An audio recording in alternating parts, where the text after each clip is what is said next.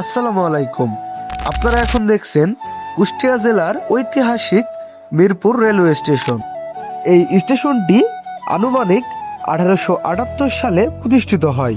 প্রায় 148 বছর পুরনো এই স্টেশনটি ব্রিটিশ আমল থেকে আজ পর্যন্ত মানুষের যাতায়াতে গুরুত্বপূর্ণ মাধ্যম হিসেবে ব্যবহৃত হয়ে আসছে।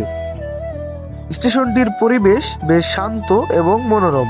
বিশেষ করে সকাল এবং বিকেলের সময় এখানে যাত্রীদের ভিড় বেশি দেখা যায়।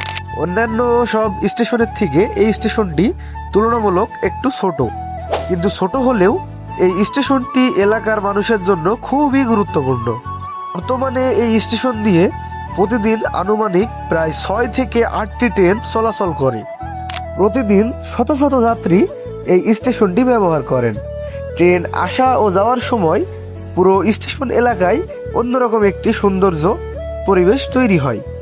ট্রেন আসা যাওয়ার কোনো ফুটেজ না থাকায় আমি সেটা দেখাতে পারছি না, এটার জন্য আন্তরিকভাবে দুঃখ প্রকাশ করছি।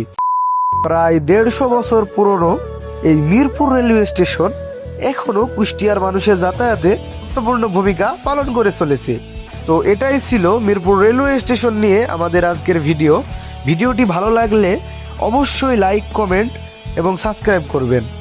আর এই রকম ভিডিও পেতে আমাদের সাথেই থাকবেন।